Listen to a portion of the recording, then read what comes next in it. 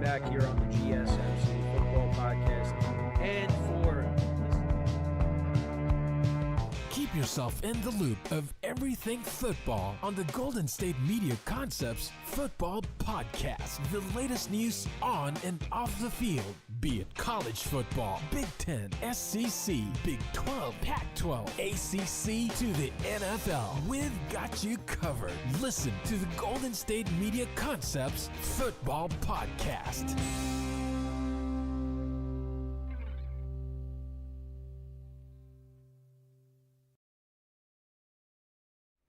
And welcome everybody to another edition of the GSMC Football Podcast, brought to you by the GSMC Sports Network.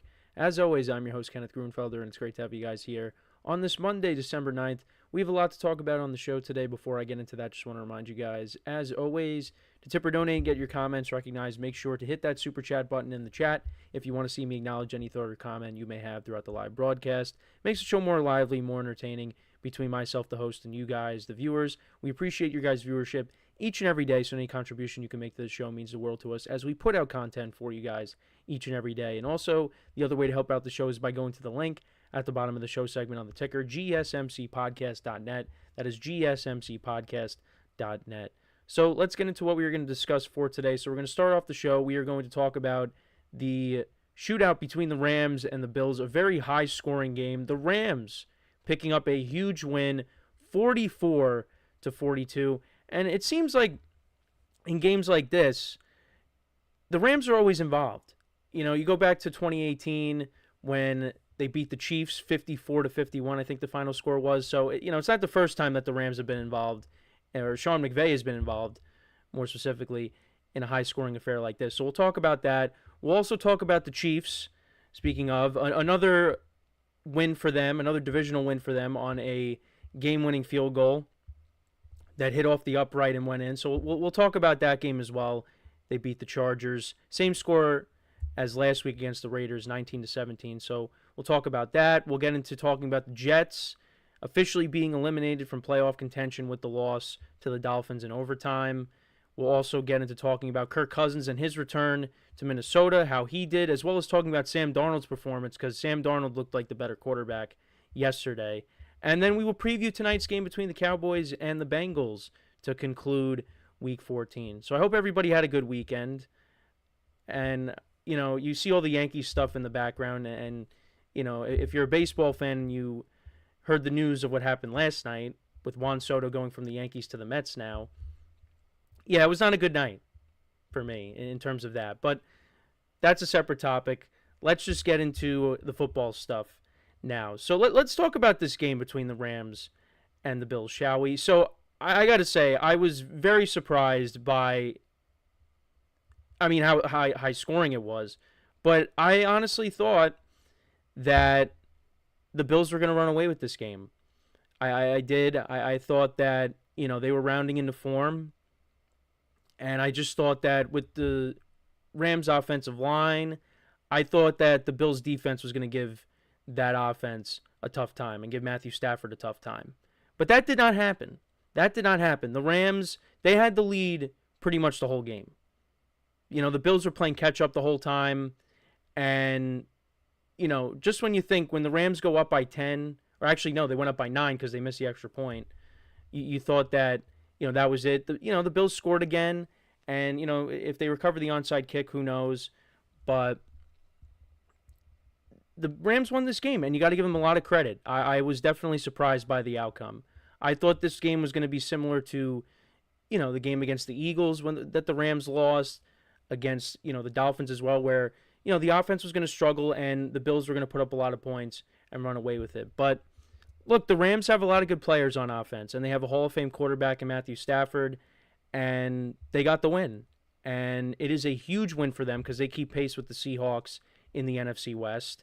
So they just got to keep pace with them because they do have an opportunity to take the NFC West when they play the Seahawks at the end of the year. If they're still within striking distance, you know, if they're a game back or if they're tied, you know, that could be what it comes down to. That could be the game that Sunday night that NBC flexes into, and that could be your final game of the regular season.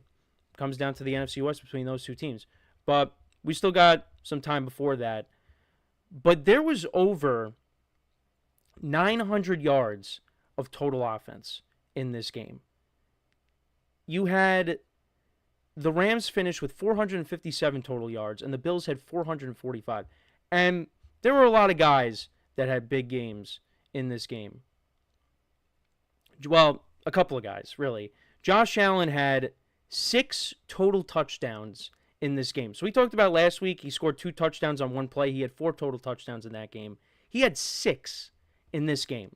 And if you had him in fantasy, I did in one of my leagues, good for you, because he really came up clutch for you. He had 3 rushing touchdowns, and he had 3 passing touchdowns in this game. He had over 300 yards passing, 82 yards on the ground. Khalil Shakir had a nice game, 5 receptions for 106 yards and a touchdown. Matt Collins had a touchdown. Ty Johnson had a touchdown. And then on the Rams side, Matthew Stafford, 320 yards passing, 2 touchdowns, no interceptions. Kyron Williams had 2 rushing touchdowns. Puka Nacua made some great catches in this game, and he had that touchdown that put them up by 2 scores late when they went for it on, they did go for it on 4th down on that drive. It was on a 3rd and 5, and Nacua scored a touchdown there. He had 12 receptions for 162 yards and a touchdown. Cooper Kupp had 5 for 92 and a touchdown. That's what put the Rams up by 9, and they went for it on 4th and 5 from the Bills' 35-yard line. That was a huge gamble, and it paid off. Stafford connected with Tutu Atwell for an 11-yard play, and they got down to the Bills' 19, and on 3rd and 5, Nacua scored the 19-yard touchdown. And like I said, that put them up 44-35. And the Bills still had all 3 of their timeouts left. And they eventually got down the field, scored a touchdown. Josh Allen scored from 1 yard out, had the rushing touchdown, and that made it a 2-point game. But the Rams were able to get the onside kick, and they got the win. They punted it to the Bills, and I guess maybe they thought they were going to have more time. They maybe were going to have 1 second to run a play, but the Bills could have returned it, and they just let it, go out of bounds, and there was no time left. So kind of interesting how it ended there, but I mean, this was back and forth and back and forth. The Rams, they went right down the field on their first drive to go up 7-0. This was a Kyron Williams touchdown. Then the Bills answered with a touchdown of their own. This was Josh Allen's first rushing touchdown. Then the Rams answered with a field goal. A block punt in this game made a difference because the Rams returned that for a touchdown, so that put them up by 10. And then the Bills answered with another touchdown. This was Ty Johnson's 41-yard reception for a touchdown. Then the Rams responded with another touchdown. That was a Puka Nacua. Oh, so his second touchdown. This was a rushing touchdown. I forgot about that one. So that was from 4 yards out. So he had 2 touchdowns in this game. So that made it 24-14. Bills then punted. So it was 24-14 at the half. Then the Rams went up 31-14. The Bills did get the ball to start the second half. They punted. And then touchdown by the Rams. So that made it 31-14. That was a Kyron Williams touchdown. Then the Bills answered with a touchdown. A Khalil Shakir 51-yard touchdown, broke a couple of tackles and scored. So that it was a 10-point game. Then the Rams answered again. Stafford to Cooper Kupp from 17 yards out. And then the Bills answered with another touchdown. Josh Allen, 1-yard rushing touchdown. So they were just touchdowns all over the place. Like I said, going back and forth and back and forth. A punt by the Rams in the fourth quarter. And then the Bills made it a 3-point game. Josh Allen connected with Matt Collins for a 21-yard touchdown. And then this was the drive that basically iced the game. You converted with Tutu Atwell on that 4th down, and then Puka Nacua scored a second touchdown. That was a 19-yard touchdown on 3rd and 5. And then the Bills, they scored a touchdown to make it a 2-point game. And like I said, Rams recovered the onside kick. They did punt it back to the Bills. The Bills didn't return it. There was no time left. And that's all she wrote. And the Rams, like I said, they pick up a huge win. They're 7-6. They're a game behind the Seahawks in the NFC West. And they just got to keep pace with them. They got a big game coming up on Thursday against the 49ers. The 49ers, they got back on track. We'll get to them this week. We'll talk about how their game went against the Bears. But it's going to be close. It's going to be very close. Right now, the Seahawks, they got the Packers, the Vikings, the Bears, and the Rams left on the schedule.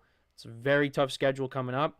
The Rams got the 49ers left. They got the Jets. They got the Cardinals at home. And they got the Seahawks at home.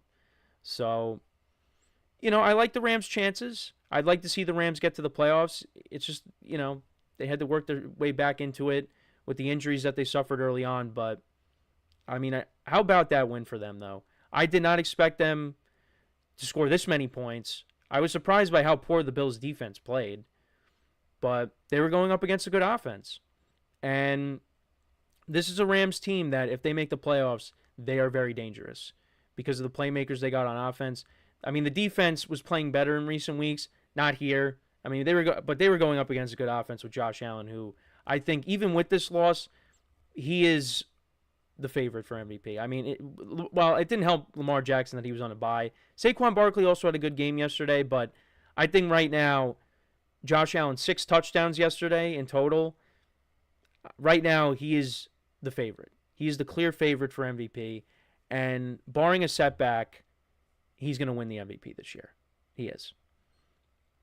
So, and it doesn't get easier for the Bills because now, back-to-back road games, now you take on the Lions next week, which could be the game of the year. Right now, this looks like this was the game of the year, the way this went.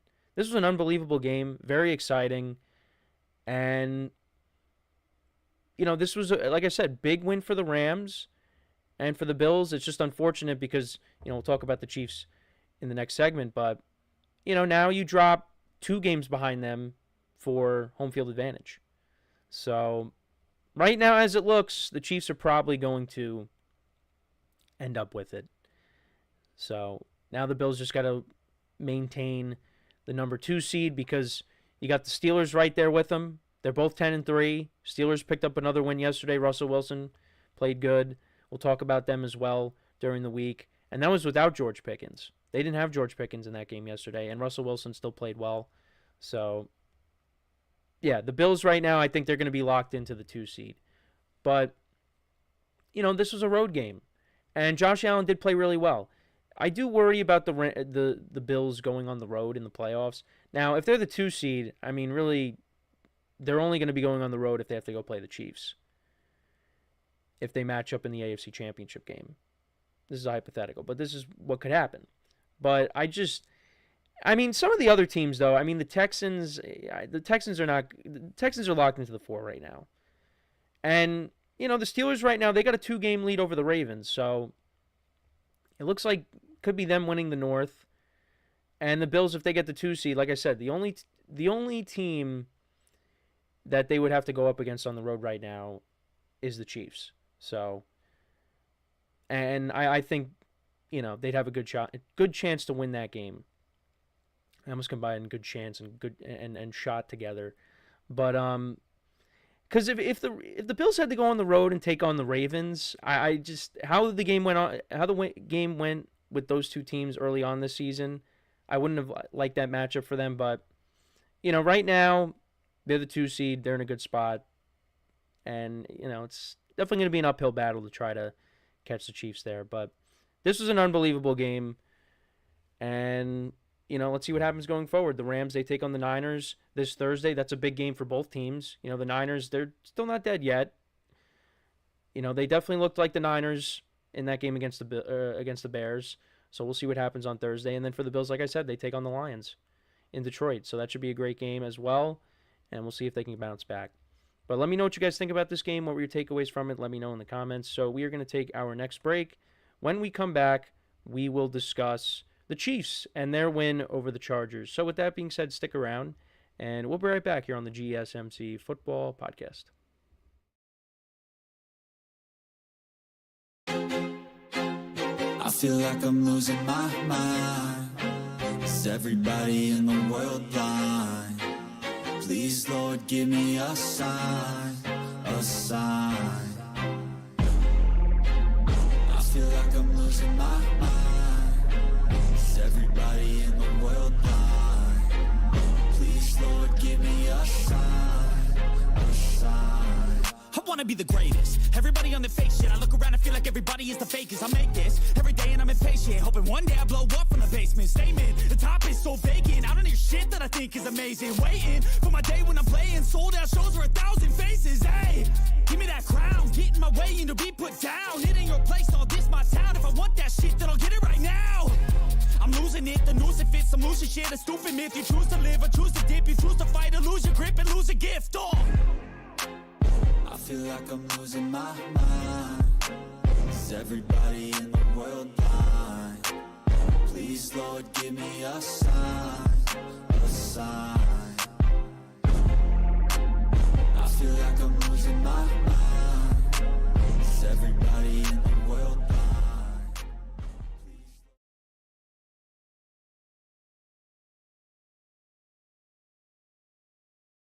All right, and we are back here on the GSMC Football Podcast. And for the second part of the show, we are going to now get into talking about the Chiefs-Chargers game from last night. Chiefs picking up the win, 19-17. And you could call me salty, whatever you want, but I do think the Chiefs this year are the luckiest team in the NFL. I really do believe that because of the amount of wins that these wins, these one-score games, that they just find a way to get the win. And look, they're 12-1. You got to give them credit. But so many of these wins, one-score games, and again, you go back to the first few weeks of the season. You know, Isaiah Likely's toe is out of bounds. His foot is out of bounds. You know, the Bengals, you went on a game-winning field goal. The Falcons, you know, you stopped them on fourth down. Some, you know, penalties or non-calls late in those games, but, you know, you win that. You beat the Chargers by a touchdown. Again, you know, against the Bucs, you get the ball in overtime, and you go right down the field and you score, and you win that game. You win on a blocked field goal. You win on a game-winning field goal against the Panthers. You win on a bobbled snap against the Raiders last week, and then you win on a field goal that hits off the upright, and it doesn't come back in. It goes through to win the game. Not like it was a double doink with the Bears. Sorry, Bears fans, didn't mean to bring that up. But they just are always on the winning side of things. Now, talking about it last night with my friends, you know, exchanging texts after the game, and I've said this on the show too. It could just be one of those things where they could just be going through the motions. They're stacking up these wins. And then when you get to the playoffs, they're going to flip that switch. And they're going to be that Kansas City Chiefs team that we know they can be. However, now that could happen. But they do have some problems. And one major problem is the offensive line. Now, both quarterbacks took hits last night. Justin Herbert had to leave the game briefly because of a hit that he took in the game. And, you know, you feared the worst because it took some time for him to get up. But he was able to come back in. And the Chargers, you know, they were down 13-0. They took the lead at one point. So it was good to see that Herbert was able to come back in. But Patrick Mahomes was taking some big hits last night. You can't have that happen. You cannot have that happen. They have to do a better job at protecting him, because if he gets hurt, then this conversation doesn't mean anything. And Patrick Mahomes has gotten hurt in the playoffs, but he was able to battle through it, and that was when they played the Eagles in the Super Bowl. You know, when he had that high ankle sprain, it didn't matter. You know, they still were able to win. But that's one thing, and that's what hurt them in the Super Bowl against the Bucs, is their inability to protect Patrick Mahomes, and he was running for his life that entire time. So we'll see if they're able to fix that, but it's a problem. It is definitely a problem. But the Chiefs, having said that, they still find a way to win. And they're 12-1. We talked about the Bills in the last segment. Them and the Steelers are tied at 10-3. They're 2 games behind the Chiefs for home field advantage. And the Chiefs just keep finding ways to win. And I don't know if they're going to lose another game in the regular season. They do have, I mean, these are their next 4 games. They got the Browns coming up in Cleveland. Now, we'll see who the starting quarterback is, because Kevin Stefanski his comments after the game yesterday, after their loss to the Steelers. He didn't seem like he committed to Jameis Winston. So we could see a new quarterback for the Browns, whether it's, I guess it would be DTR, right? So we'll keep an eye on that. Then they got the Texans at home, and the Texans have taken a step back this year, but, you know, Joe Mixon in that running game, you got Nico Collins and Tank Dell you got to worry about. So we'll see what happens with that game. Then the game on Christmas against the Steelers in Pittsburgh. Really looking forward to that game. We'll see what happens there. And then you got the Broncos. Now, maybe the Broncos are still going to have something to play for because, you know, or maybe they could be locked into whatever wild card spot they're in. Or maybe the Chiefs rest their starters. Who knows? But we'll see what happens. It's a tough end to the schedule, but I don't know. The Chiefs just always find ways to win games. So to kind of go through it, on their first drive, they scored 3 points. A lot of punts.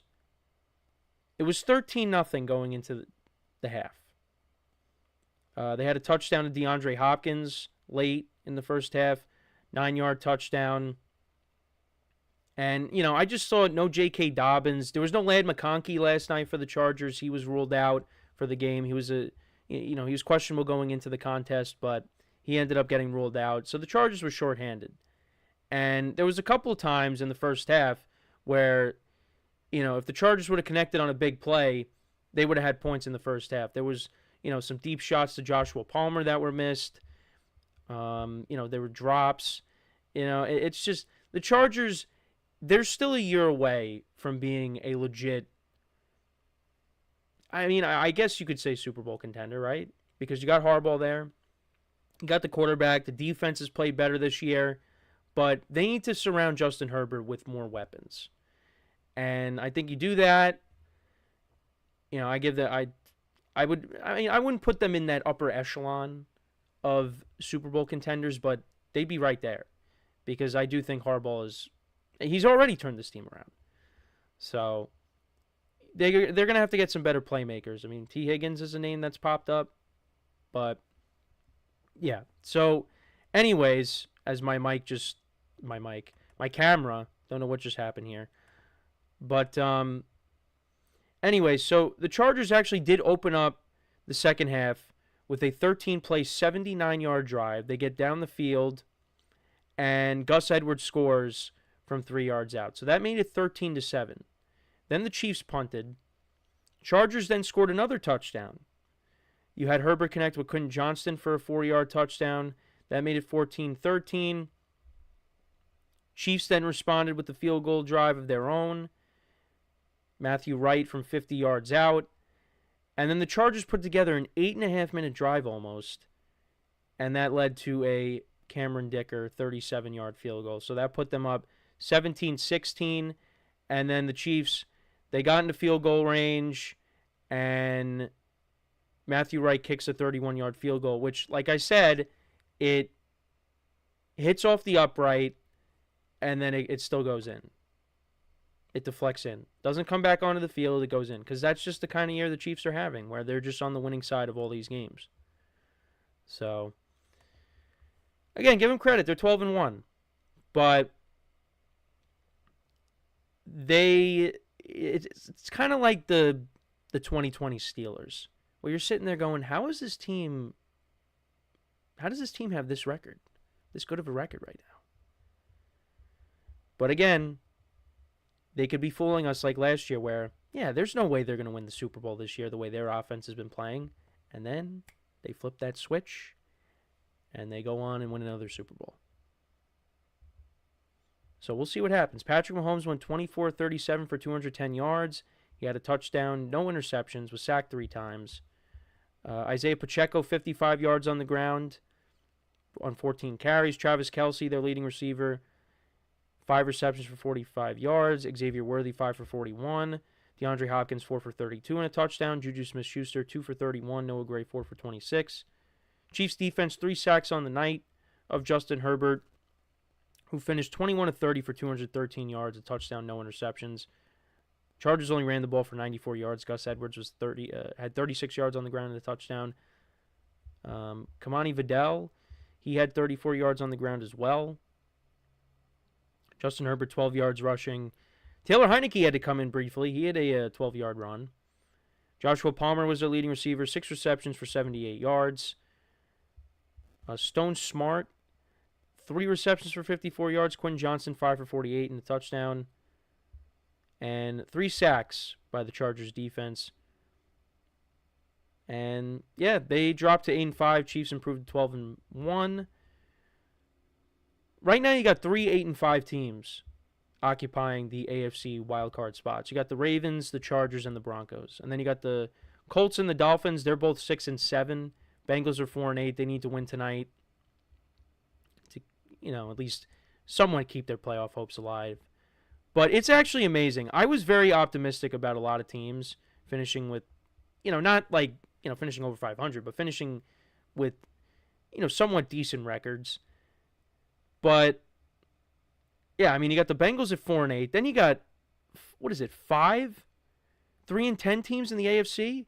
You got the Browns at 3-10. You got the Jaguars at 3-10. The Jets at 3-10. The Titans at 3-10. The Patriots at 3-10. And then you got the Raiders at 2-11. A lot of bad football teams this year. And then over in the NFC, you got the Giants who are 2-11.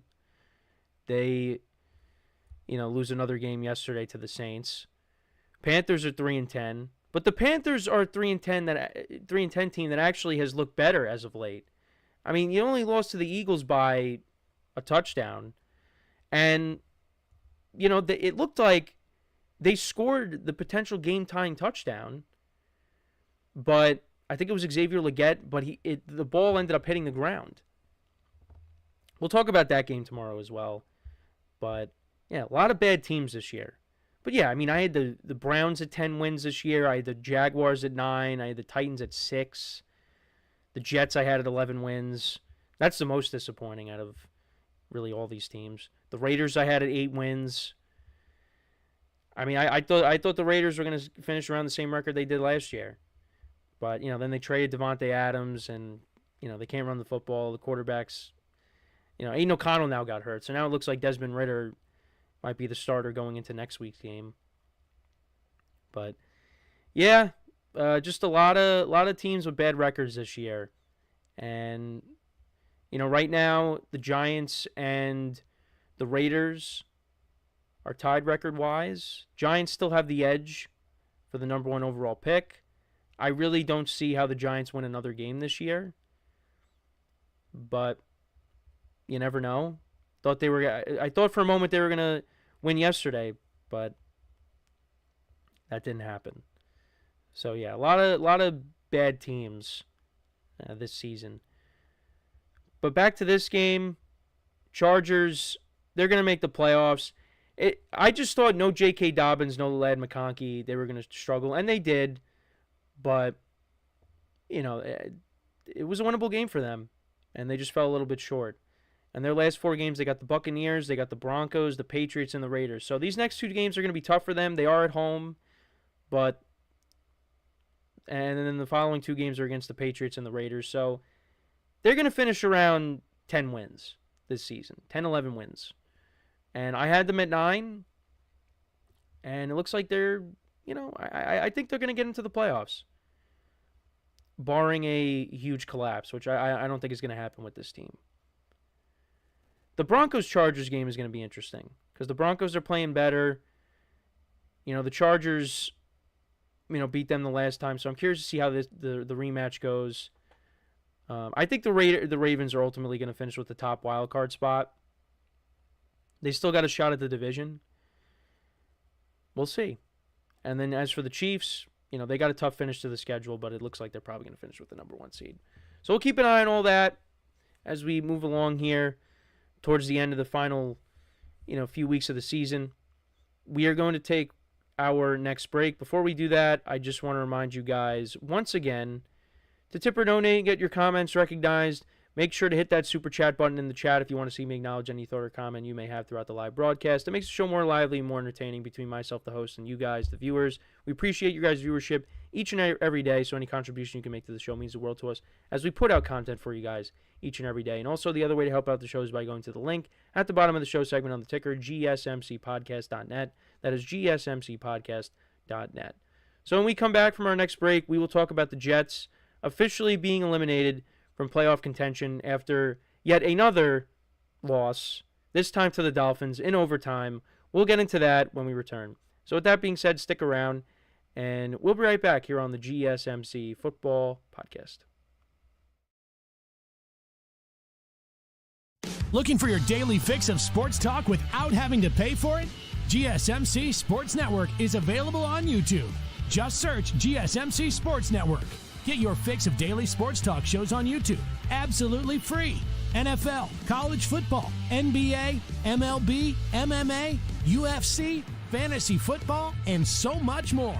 GSMC Sports Network has shows running all day long, with new sports shows starting every 2 hours. Just like on your favorite cable sports channel, except GSMC Sports Network is absolutely free. Just search GSMC Sports Network on YouTube to catch one of your new favorite shows, like the GSMC College Football Podcast, Chip Shot Football Podcast, Hoops and Heels Women's Sports Podcast, GSMC Basketball Podcast, and so many more. Check it out for yourself. GSMC Sports Network, now available on YouTube absolutely free. Search GSMC Sports Network on YouTube right now.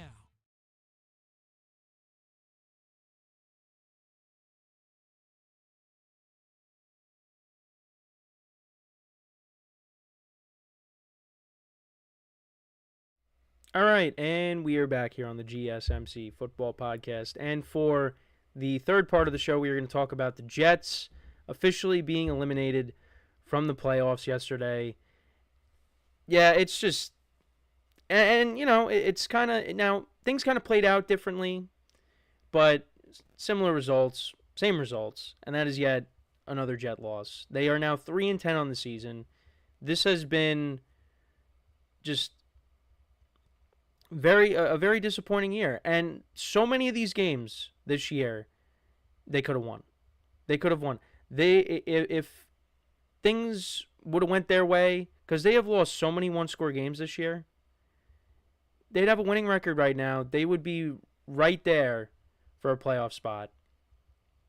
But it just has not played out that way. And once again, you have the defense let the opposing team go right down the field to tie the game.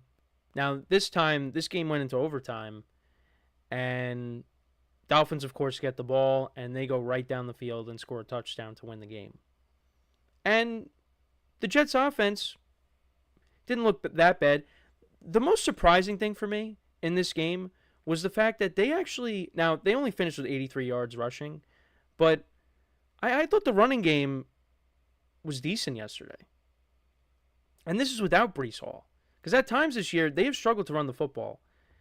Now, Breece Hall's had some good games this year, but Isaiah Davis, he averaged 4 yards per carry. Braylon Allen, 3.9 yards per carry. I mean, they both finished around 40 yards rushing. 83 yards in total, like I said. But I thought the running game was good despite no Breece Hall. And then Aaron Rodgers actually threw for over 300 yards for the first time in 3 years. He had 339 yards passing, 1 touchdown, no interceptions. Went 27-39. Garrett Wilson and Devontae Adams both had over 100 yards receiving in this game. Devontae Adams had a touchdown.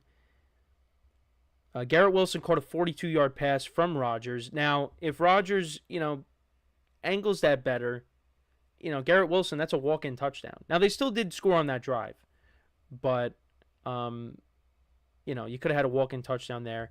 And then later on in the game, I think this was the kick the game-tying field goal, or the go-ahead field goal, before the Dolphins went down and tied it, and then they went into overtime. Garrett Wilson was wide open, and Rodgers didn't see him. But, Rodgers did look better yesterday.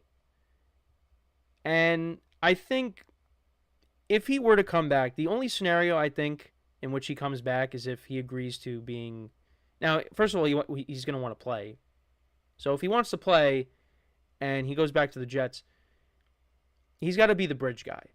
the Jets have to draft a young quarterback, and he sits behind Rodgers for however long Rodgers continues to play. Well, I shouldn't say that, because if Rodgers came back and played awful next year, if he plays similar to how he is this year, then he should be gone. But he should be gone this year. I mean, I don't know. I think that's the only scenario in which he does come back, is if they say, all right, you're going to be our guy next year. We got this other guy that we're going to draft. He's going to sit behind you, and, you're just going to be the bridge. He's going to have to agree to that. Now, that could motivate him. This is all hypotheticals. That can motivate him and say, all right, well, that's happened to me before. And then he goes and, plays well next year if he does come back to the Jets. But I don't know. That's the only scenario, because he can't be back next year and he's, the quarterback for the next few years and they have no future quarterback waiting in the wings. So, but he did play better yesterday. Did miss some throws, but the bye week definitely helped. His mobility is now back. He's moving around in the pocket, but it's just more of the same. It's more of the same results with this team. And look, you can't really fault him for this loss, other than, well, actually you kind of can, because towards the end of the game, when they do kick that go-ahead field goal, he completed a pass to Davante Adams, right? And this is with less than a minute left in regulation. And what ends up happening is Davante Adams goes out of bounds. He goes out of bounds. And because of that, that stops the clock, and that gives the Dolphins extra time to get down into field goal range. And the Dolphins had no timeouts left. So if Davante Adams stays in bounds, the Dolphins probably have what? Less than 30 seconds left? Either way, it probably doesn't matter. They'd probably find a way to get into field goal range anyways. But it's things like that. That's the Jets season.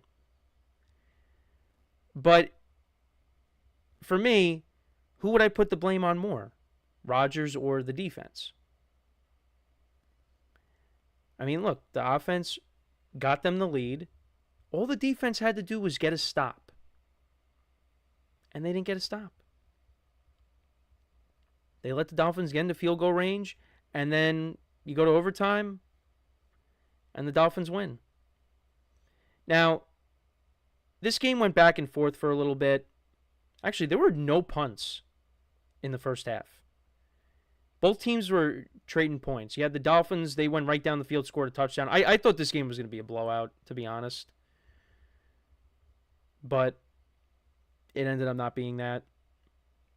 Dolphins went right down the field, and you had a Devon Achane 2-yard touchdown. Then the Jets answered with a field goal. Dolphins kicked the field goal to make it 9-3. They missed the extra point on the touchdown. Then the Jets scored a touchdown.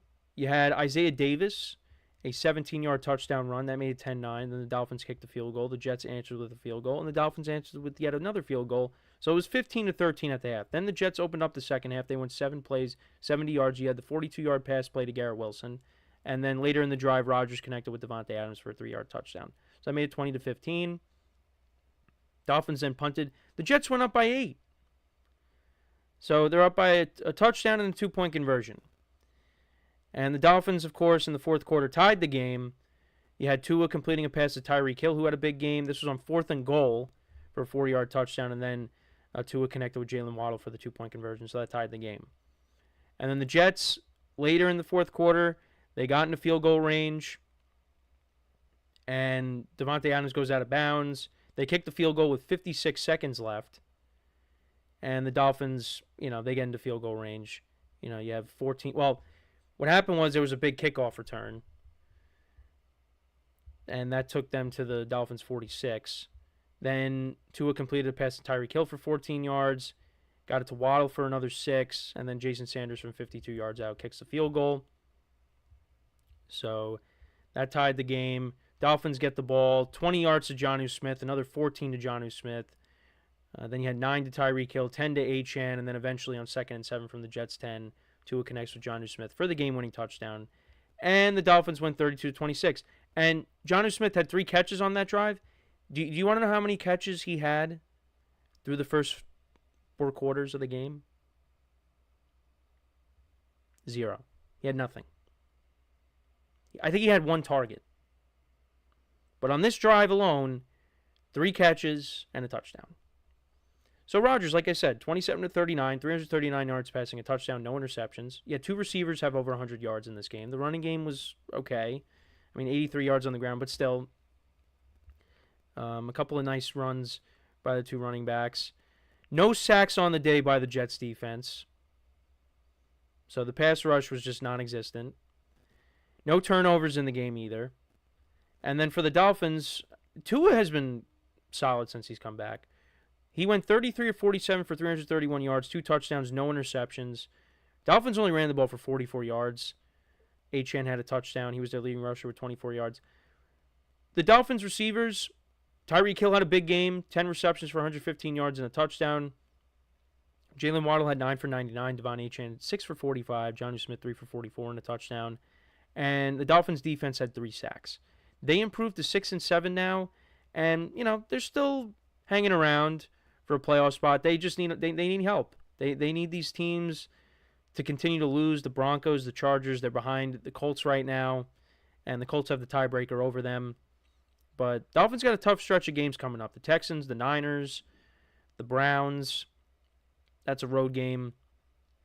And then you got the Jets. That's an away game as well.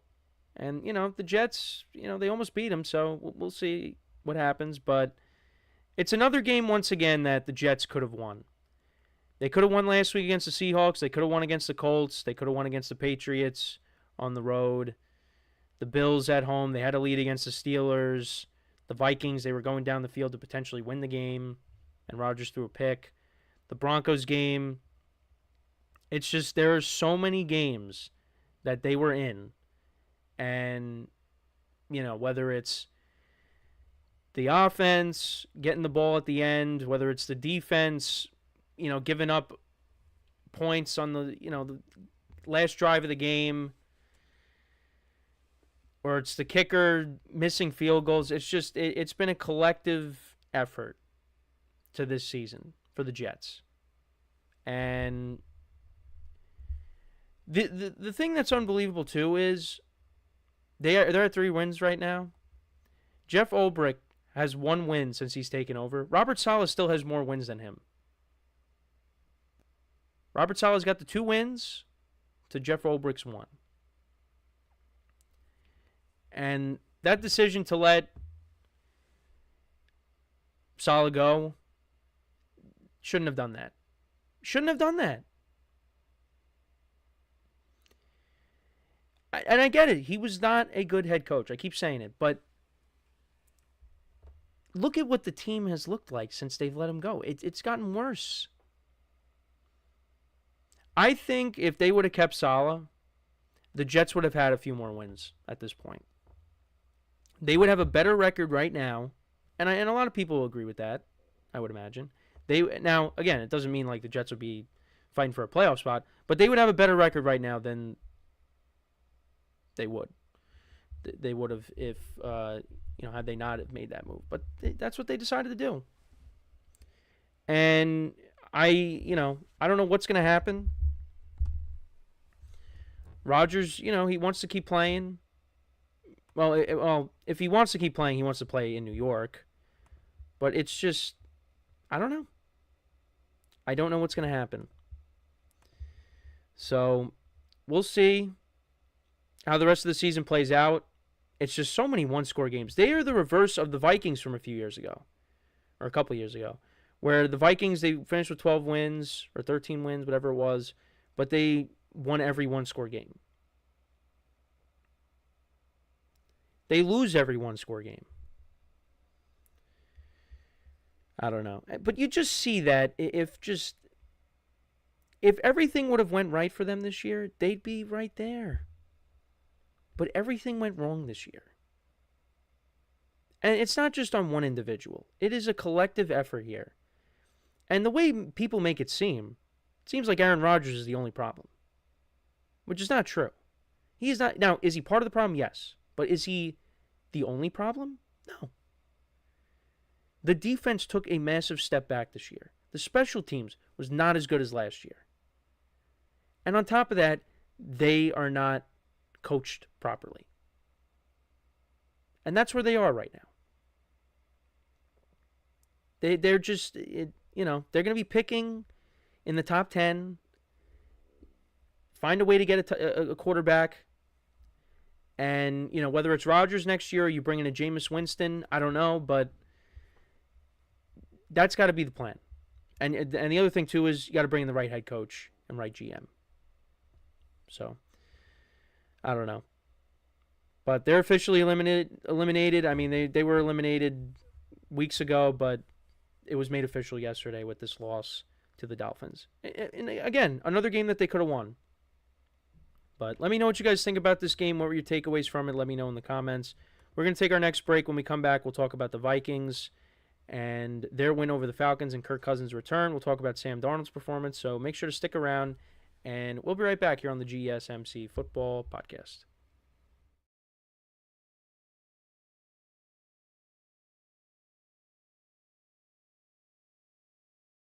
For the best and latest podcasts available anywhere, go to the podcast app on your cell phone and type in GSMC to access free content-rich podcasts on health and wellness, book reviews, sports, entertainment, relationships, social media, movies, technology, finance, and even weird news. Subscribe and download the GSMC Podcast Network's family of shows. Available everywhere podcasts are found.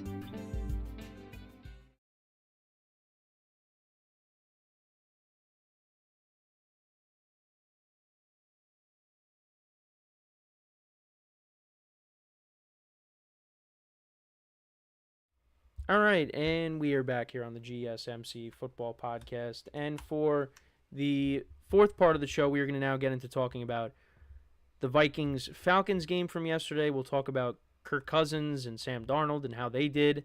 Kirk Cousins, this was his first game back in Minnesota since he signed with the Falcons. And, it kind of went more of the same for him as it has in recent weeks, where turn the ball over and the Falcons lose yet another game, and they are now in second place in the NFC South. And the Buccaneers now are in first place. But that is for the next segment. Sam Darnold, though. Let's get into him, though. He was great yesterday. 5 touchdown passes, 347 yards passing. Both receivers, Justin Jefferson and Jordan Addison, had big games. He was solid yesterday. And the Vikings are 11-2. They're keeping pace with the Lions for the division. They're still one game behind them. And, they're going to have an opportunity, if they keep winning, to try to take this division. And, you had 2 receivers. They finished with around the same stats. Jordan Addison had 8 receptions for 133 yards. Justin Jefferson had 7 for 132. Addison had 3 touchdowns. Jefferson had 2. Falcons' defense was lost on certain plays. There was that one Jefferson touchdown where I don't know what the Falcons' defensive back is doing. He just did not know where the ball was. And Jefferson is just sitting there waiting for Darnold to throw the ball to him, which he eventually got it and scored. But, yeah, the Falcons it's been a rough stretch for them. Now, I will say, though, it was more of the same for Kirk Cousins, but I thought at times he was a little bit better because this game was close at one point. Falcons actually, on their first drive, they went right down the field and scored a touchdown. And Tyler Algier scored a touchdown from 6 yards out. The Falcons' running game actually was working. They finished with 158 rushing yards and 2 touchdowns. Bijan Robinson had 92 yards on the ground. Algier had 63. But, yeah, it was just, then the Vikings pulled away at the end. Darnell Mooney had a big game for the Falcons. Ray-Ray McCloud had 98 yards receiving. Mooney had 142. Drake London had 70 yards. McCloud also did lose a fumble in this game. Falcons defense did have 4 sacks of Darnold. Vikings defense only had 1 sack of Kirk Cousins. But, Cousins had over 300 yards passing, 344, but no touchdowns, 2 picks. And now they're 6-7. They have now lost 4 games in a row. 4 games in a row. And Kirk Cousins, in his last 4 games, if I could pull it up here, he has no touchdown passes to 8 interceptions. I can't believe that. And, Raheem Morris says, still the head coach, he's still our quarterback, when he was asked if they would consider starting Michael Penix Jr. Kirk Cousins is a problem right now. And they brought him in because they thought that he was going to be a difference maker, and he's had some good games this year, but 2 of them came against the Buccaneers. And now, the schedule got tougher. I mean, they played the Saints on the road. He did not play well. They played the Broncos, who are a playoff team.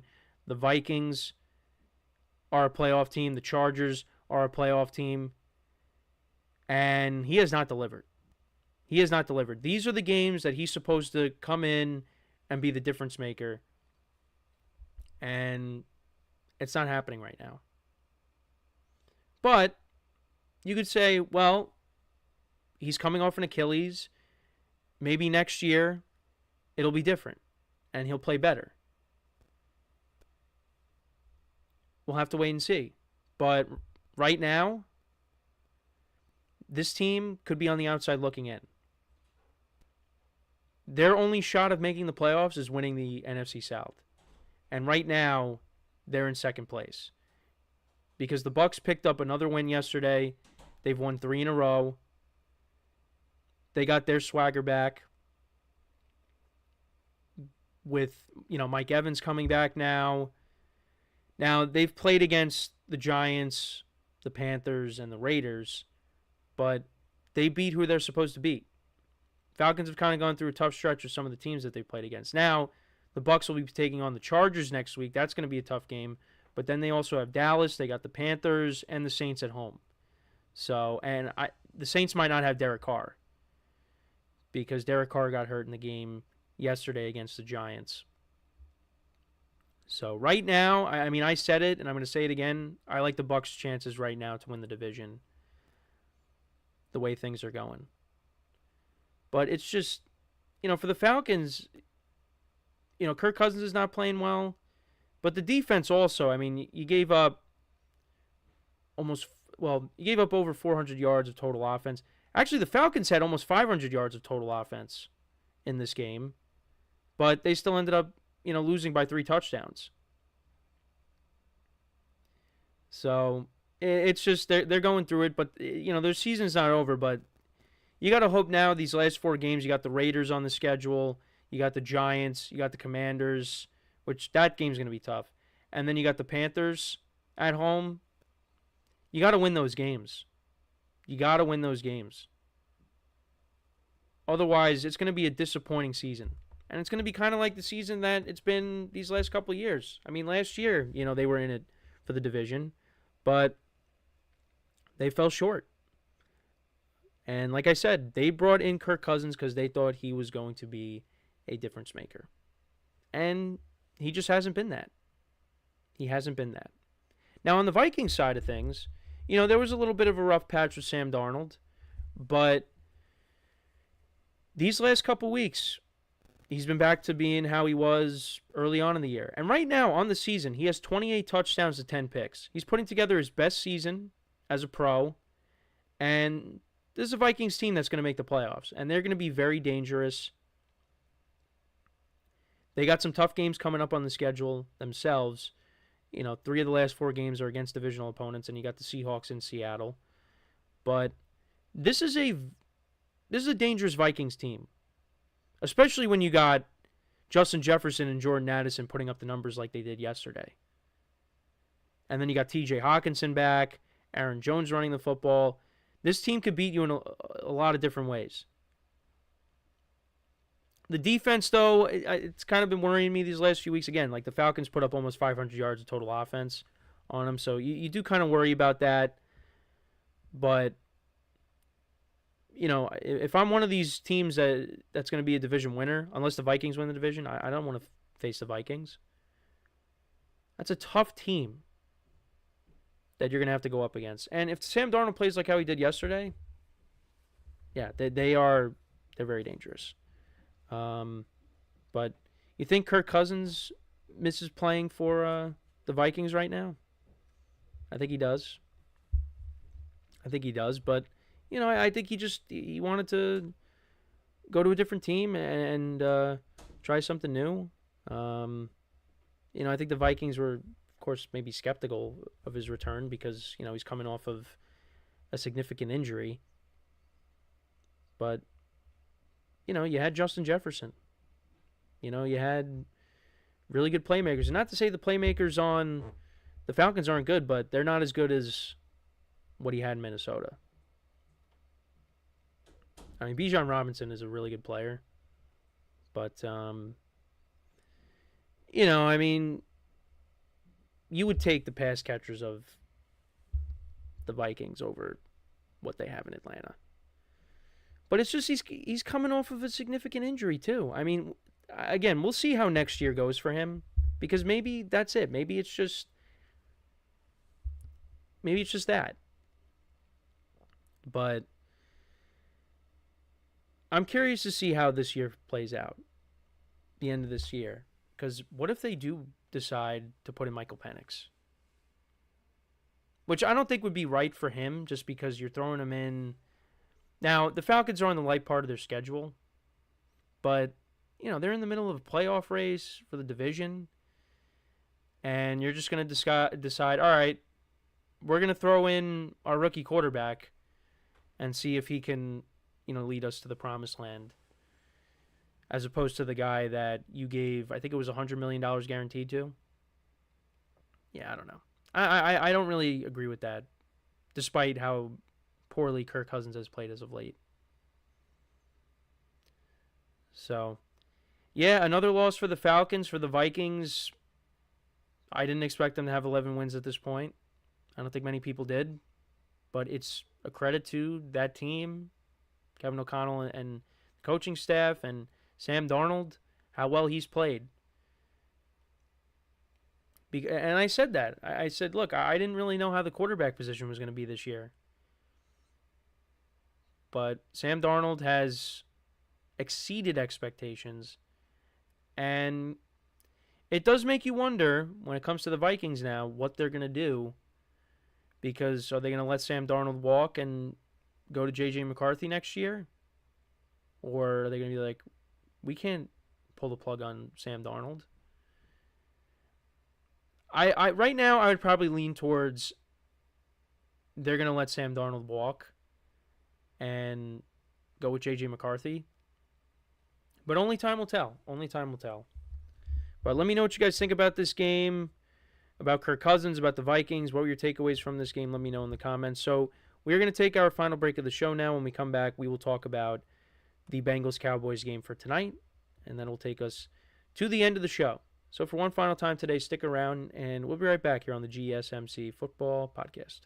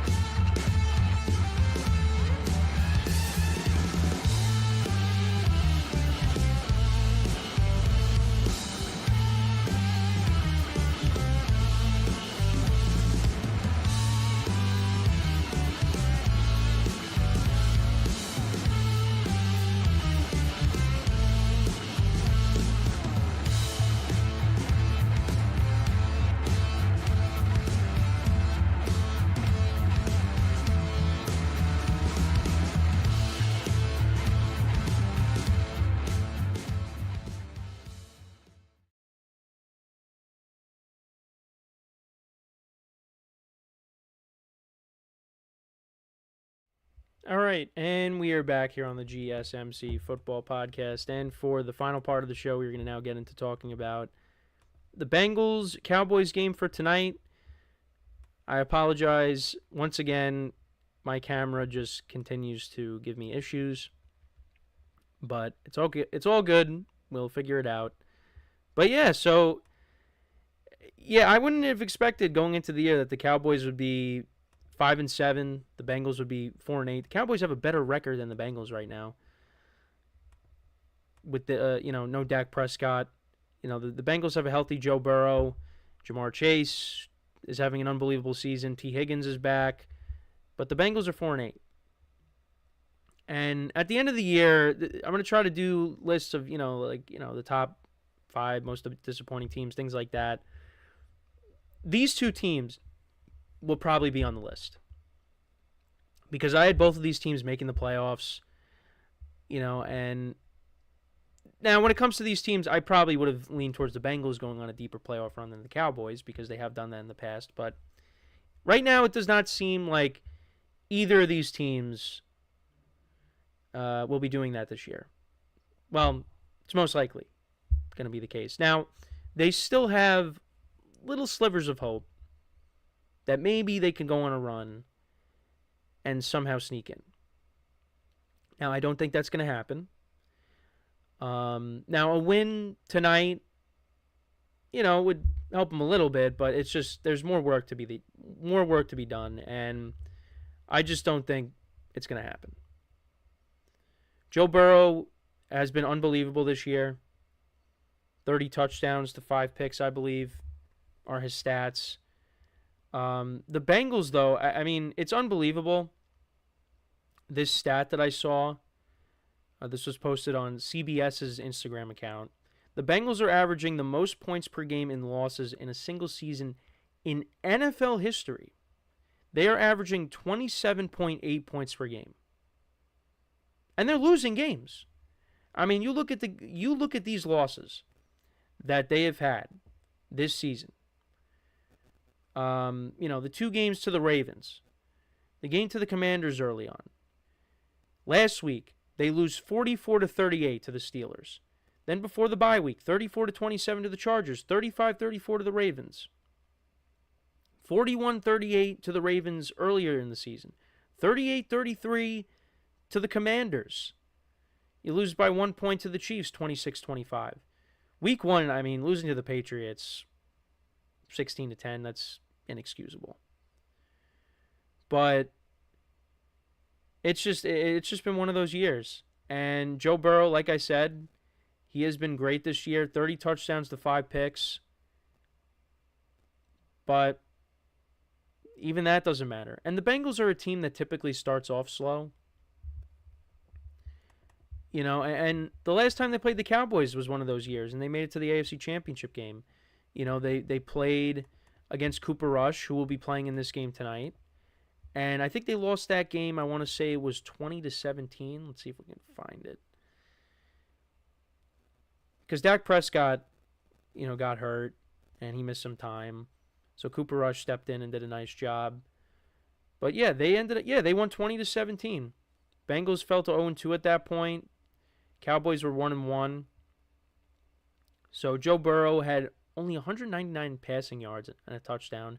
Joe Mixon, 19 carries for 57 yards. Of course, he's not there. You got Chase Brown now, who's been running the ball effectively and making plays for them this year. T. Higgins had 6 receptions for 71 yards and a touchdown. Jamar Chase only had 5 receptions for 54 yards. The Bengals defense only had 1 sack in the game.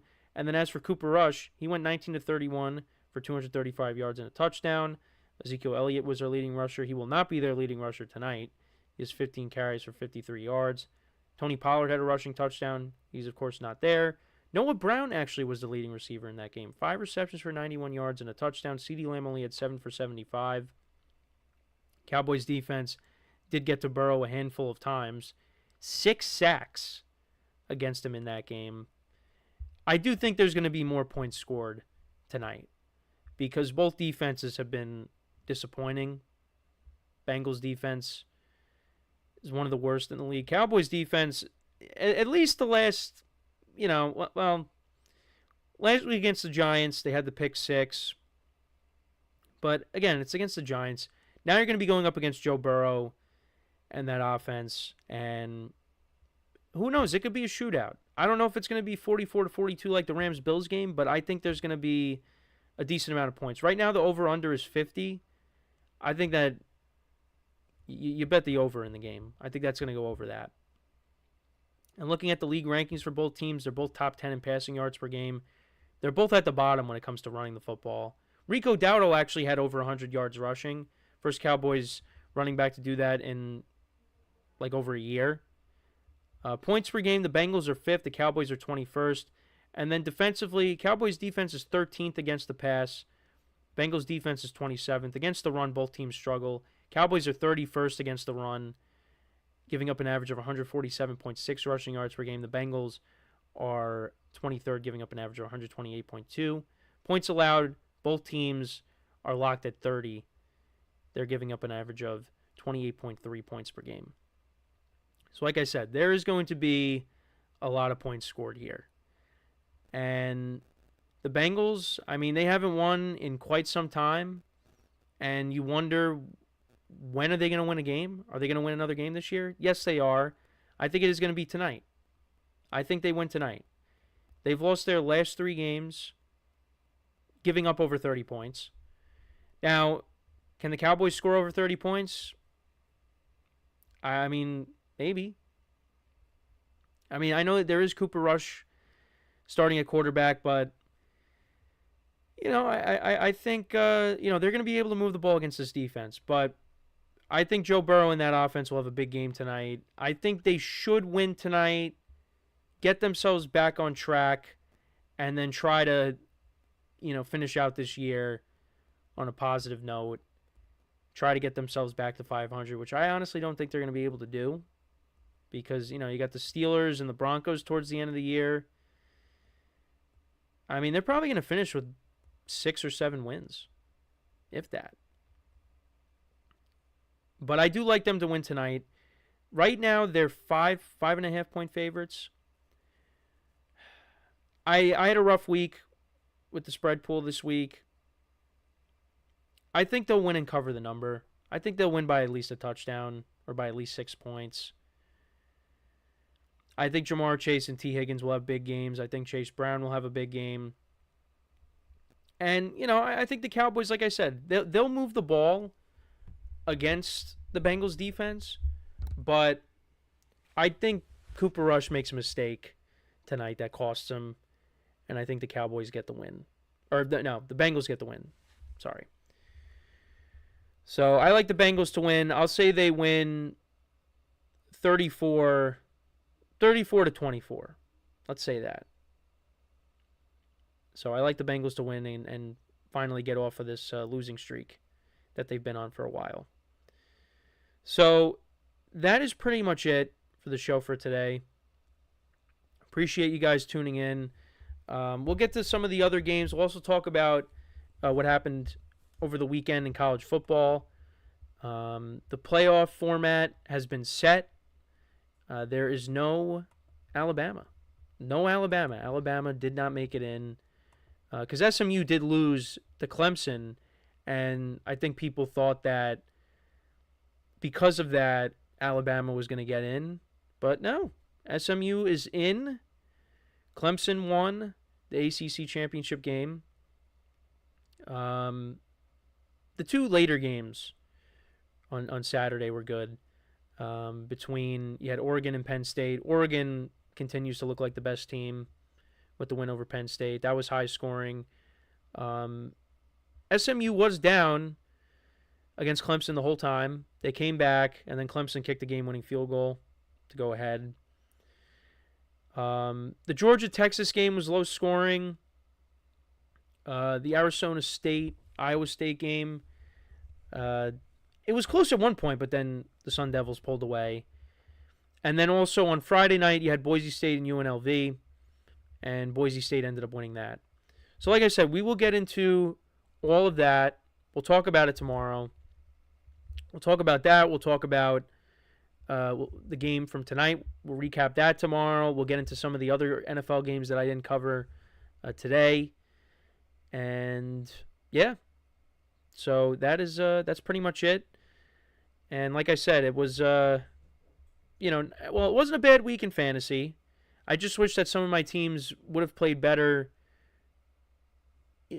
last week, because otherwise I'd be in the playoffs now, but that didn't happen. They decided to do good, when I'm out of it.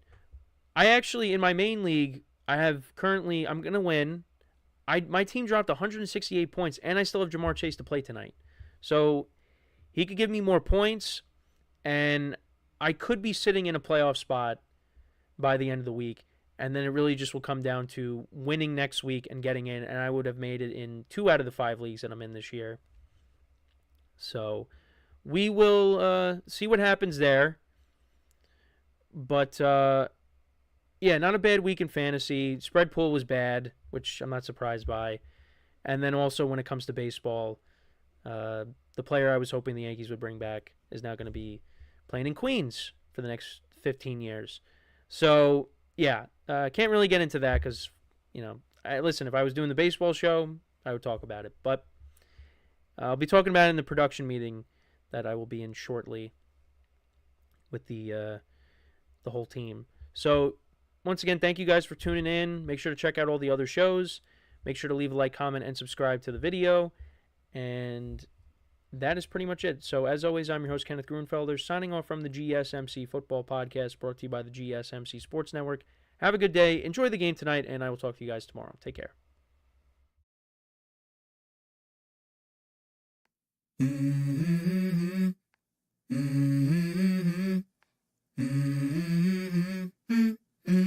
Let's go. I wake up to a little bit of drool on my pillow, feel like it's gonna be a bad day. Yeah, I'm tired of shit, and the coffee ain't hit yet, damn it.